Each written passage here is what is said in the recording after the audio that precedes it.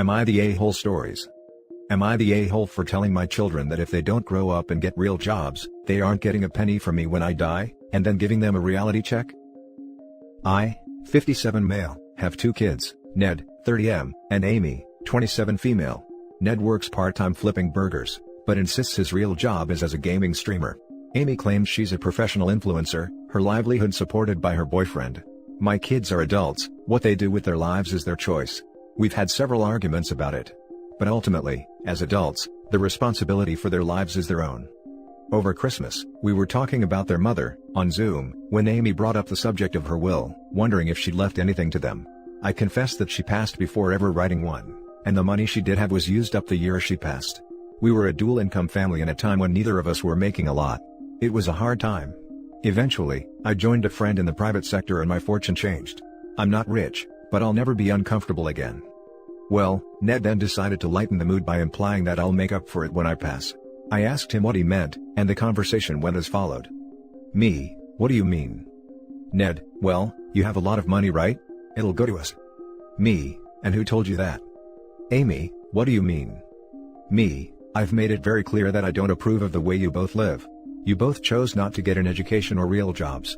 You have no way of supporting yourself. I often buy them groceries. You refuse to help yourselves, so why would I enable your lifestyles by leaving you my savings when I die? You want my money, then grow up and get real jobs, but the bank of dad will be forever closed when dad is forever closed. What followed was a heated argument where both Ned and Amy accused me of being manipulative and unsupportive, so I got real with them. Me, you both refuse to grow up. Flipping burgers is an honorable job, but it's not going to keep a roof over your head. What if you have kids? What if you get fired? And Amy, what will you do if your boyfriend breaks up with you, because all you do is sit on your butt all day and take photos of yourself? You want to do that? Find a modeling agency. A real job. You both speak of chasing your dreams, but neither one of you are in any position to do that, because neither of you wants to take responsibility for yourselves right now. I've said it a million times. You're adults. What you do with your lives is your choice and your responsibility. Dreams take money, and neither of you have that. Grow up. Get a job. A real job. Then chase your dreams. I'm not going to leave a penny to either of you if your life plan is to get by until I die, then coast through the rest of your lives off the earnings of my hard work. Ned ended the call after a prolonged silence. Amy called me an a-hole then did the same. I haven't heard from either since, and neither will take my calls. So, am I the a-hole here? I think I might be because I was unnecessarily harsh on Christmas. Edit, some of the feedback coming at me is because I'm critical of their jobs. To be clear, a job is something that you make money from. Neither earn any money as a streamer or influencer. And I defend my opinion of flipping burgers. It's an honorable job, but not a career if you're doing it part-time like my son, thus making him ineligible for promotion. If he were working it full-time, I would be worried, but I know he's taking responsibility for his life. Edit 2, this conversation has come up a lot during the pandemic. My son was laid off, and my daughter isn't working, but both have been speaking a lot about their jobs as a streamer and influencer while bringing in no money to show for it. We've argued about it a lot, and it just came to a head when they brought up my will. Now for the top comments. Not the a-hole, it's your money, do as please. I have friends who stream and make a little money from it, but it's clearly only a side hustle. Getting big enough to support yourself on streaming or as influencer is incredibly unstable. What if you get banned from the platform? Streamer/YouTuber/influencer is extremely volatile market, and an audience you built over years can disappear overnight. At minimum, it's smart to have a reliable skill to fall back on. I confess, I know very little about how either industry works. All I know is that, my son spends countless hours streaming himself playing video games, and my daughter sits around all day taking photos of herself, claiming she's an influencer. Finally, an opportunity to use my useless knowledge. I have worked with digital content creators and influencers for 6 years. I've directly supported thousands of them and seen their earnings month to month. A very small percentage of them make enough to survive day to day, and plenty of them will have a high earning a year or two, then fall back down, and ultimately have to go back to a normal job. They are always heartbroken. Unless they are bankrolled by family or a partner, no one does streaming or digital content full-time, until they are making a legitimate full-time salary. Your kids are far too old to be this delusional. I'll brace for the downvotes, but honestly, not the a-hole. It would be one thing if they were doing these things on the side and supplementing with another job that provided enough income for them to live, and another thing still if they were actually making money from their influencing and streaming. But it sounds like both of them are scraping by due to the charity of others, and don't have any kind of sustainable life plan. This is maybe fine for a while in your early 20s, but one kid is 30 and one is heading there shortly. It's time for them to take some responsibility. They can still have dreams and still pursue them on the side, but at 30, you'd better be able to buy your own groceries, or at least hustling your butt off to do your best to buy them. Should you maybe have picked a day other than Christmas to lay these truths on them? Possibly. But your son is the one who picked Christmas to say, when you die, we're getting that money, so I don't blame you for going there when you did. I also suspect that they wouldn't have taken this news any better on any random day either. Truth hurts sometimes. I think it is seriously messed up that the son is waiting on his dad to die so he can get the inheritance. You are only 57. Jesus. You could potentially live for 30 to 40 more years. What was their plan? To live in poverty until their 60s or 70s? And what if you need expensive medical care later on, or care services in your old age that wipes out your retirement money? Not only are they entitled as hell, but they have no idea how the world works or how to realistically plan for the future. Not the a-hole. Now for the next story. Am I the a-hole for spending $600 weekly on my son and not his brothers? I'm a single dad with 3 sons. In order, Jack 23, Austin 19, and Kevin 16. Kevin has a severe learning disability, low-functioning autism. I look after him at home, after he was failed by 3 care homes, because there was neglect. The last care home hadn't managed to wash his hair in 4 weeks or give him a shower in 3 weeks, and other problems that were never addressed, and a complicated argument with SC who were awful and nasty. I couldn't let him live like that. Jack and Austin both live at home. They didn't want him to return home, and were being negative towards him. They said since he's back home, they won't be involved in his care. I'm not sure why they want this for their brother to be treated as less, just because of his special needs. I know it's not easy for them, Kevin, and me, but he's their brother. I started looking after him myself. Routine has changed, but I managed at first. I started working from home so I could spend more time with him. But it didn't work because not only am I solely taking care of him, everyone else in the house doesn't help with simple tasks. It's just exhausting to be doing everything alone. I decided to hire a paid carer that takes about $600 weekly. Austin and Jack knew about it, and they were upset with me, asking me why I was spending that much money on Kevin alone and demanded equality, and be given the same amount of money weekly too. I was stunned when they both lashed out at me for playing favorites and treating Kevin differently, saying he was my spoiled favorite. They started complaining about needing money to fix their phones / new TV / a new dishwasher, etc. I told them that I had no choice since no one wanted to participate in his care, and that they're capable adults who can start earning their own money if they wanted. They said they weren't obligated to take part in his care, so I should stop holding that over their heads. Then demanded that I give them the same amount of money weekly. We argued back and forth, and they both took turns to try to guilt me for what I did. They refused to drop it, and other family members got involved. My sister berated me saying I was being unfair, and that their reaction is understandable. They're both 23 and 19, they can move out if they want. At least they don't pay rent nor groceries. The arguments seem to be going nowhere. They've been giving me the silent treatment since then, and say that I'm playing favorites. I need to mention that I in no way asked or expected Jack and Austin to be responsible for their brother.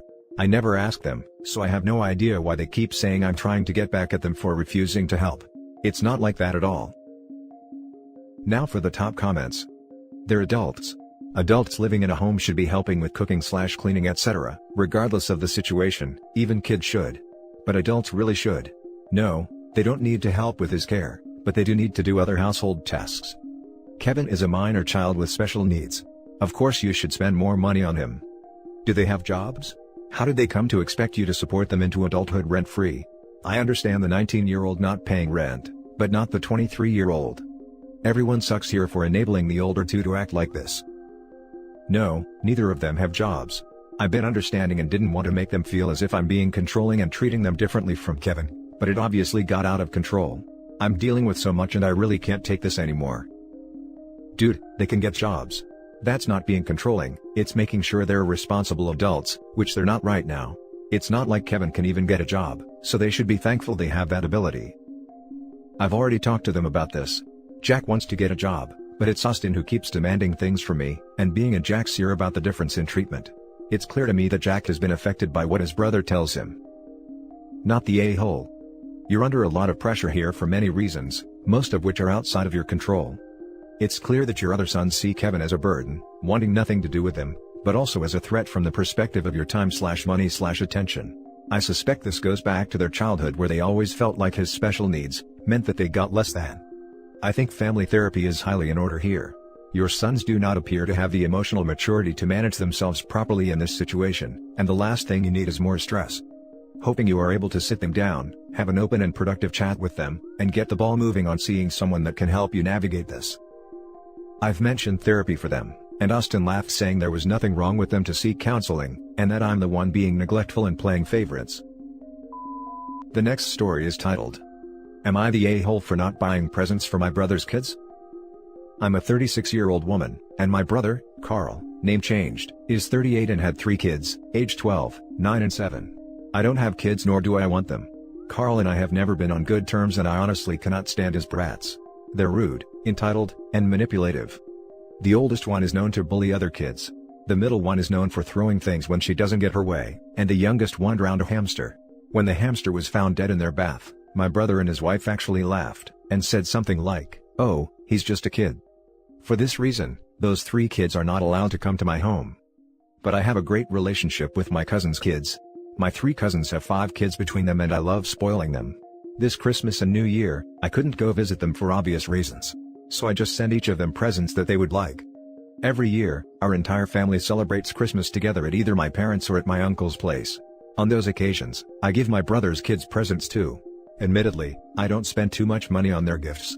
If each of my cousin's kids get 3 presents from me, my brother's kids get just 1 each. But this year, as I wasn't physically near them, I didn't bother to get them anything at all. My brother's wife got to know about the gifts I had sent my cousin's kids, and threw a hissy fit. She and my brother complained to my parents as if they themselves were a pair of little kids. My parents have told me I'm being cruel. I told them I can spend my money however I want. I'm not going to waste it on people I don't really like. My brother has been texting me, telling me I'm a terrible aunt. I just texted back some funny emojis. LOL. Tell me, am I the a-hole for not getting my brother's spawn something? Top comments. Not the a-hole. The fact that your sister-in-law threw a fit over something that was none of her business to begin with, isn't your fault or problem. They are grown adults, and if they want their children to have gifts, they can buy them. I'm assuming they are your parents' only grandchildren, so they are probably spoiled enough as it is. And did they buy you anything? Probably no. So why do they just expect you to buy the kids something? The kids probably didn't even notice or care. Entitlement at its finest. Yes, they are my parents' only grandkids. And no, my brother and Sil never give me any gifts, even though my cousins always reciprocate my generosity to their kids. Not the a-hole. In addition, maybe try to stay on good terms with the youngest one in case he shows up at your door with a knife in 10 years. I'll be calling the cops, LOL. Not the a-hole. First, it's your money. Second, you didn't give the presents in front of the kids so they feel bad. Your brother and Sil could manage it better and their kids too. The part about the hamster really freaked me out. What kind of parents laugh at that? It was very disturbing. That's actually the main reason I don't let those kids into my house. They might hurt my pets. My cousins also go out of their way to keep their pets away from those kids. Now for the last story. Am I the a-hole for asking my grandson to get rid of his cockroach collection before moving in? My daughter is a single mom, my grandson is 11 and my granddaughter is 8. They're being evicted from their current residence due to the property changing hands. My wife and I offered them a place to stay while they look for a new house. The only issue is that, they keep reptiles. Well, the reptiles aren't the problem exactly. I have no issue with lizards and snakes and the like, but they breed their own feeder roaches. Thousands of live bugs in containers they use for breeding and food.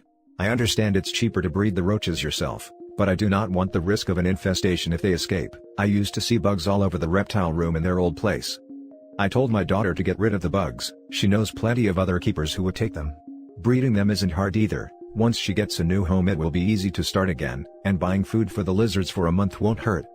She is incredibly mad about me asking her to get rid of the bugs. They are apparently my grandson's project and he's very proud of them. I support him having a hobby and being responsible, but I don't think an 11-year-old boy is capable enough to not accidentally cause an escape.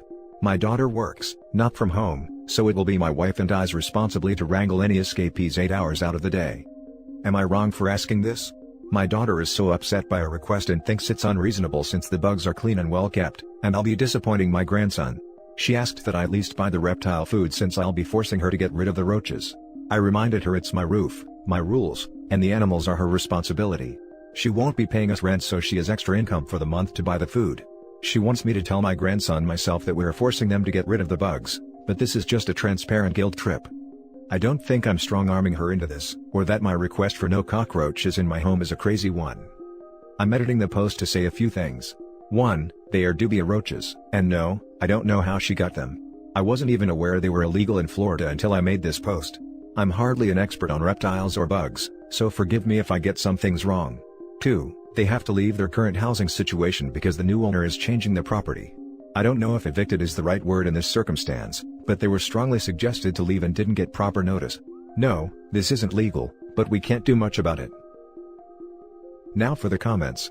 Not the a-hole. First off, you are incredibly generous for allowing your daughter to come live with you rent-free, with her small children, and a friggin' reptile zoo. Personally, I feel like even that much would drive me to resentment. But if the line for you is only the roaches, well, so much the better. That's an easy solve. And it's not like these are animals your grandson was attached to, he literally was planning to put them to death. If they're so inflexible that they can't grant you this one compromise, well, they're welcome to find another snake and lizard-friendly rent-free place to live. I'm sure that will be a very easy ask. Not the a-hole. I keep reptiles too, and yeah, there will always be some escaped bugs around. To be fair, unless your home is dirty, as in food crumbles all over, there won't be an infestation. However, I understand some people don't like having certain bugs in their house at all. My mother hates reptiles and bugs, so she doesn't want me to bring them over when I visit. I think they should remember they are moving in someone else's house, and they can start again when they get back. I know it's a kid project and all, but I also think it's a good time to learn other people's boundaries as well. Not the a-hole. This is not an unreasonable request at all. But, OP, I want to be very real with you here. If you have seen roaches outside cages in their apartment before, then they are bringing roaches with them, even if they offload all of the caged ones. This is really a guarantee, unfortunately. Before they move in, I highly encourage you to talk to a pest control expert about what you need to do before, during, and after their stay to prevent an infestation at your place. Note, however, that I'm not saying you should yield on your demand about the caged roaches just because they will definitely bring some. There's a big difference between dormant eggs they can't do anything about and an active infestation bomb just waiting to go off. Also, I'm shocked your daughter's landlord ever allowed this. There wasn't an infestation at her old home. The reptile room where they were kept had some in the corners and closet, never a lot by any means, and rarely in other parts of the house.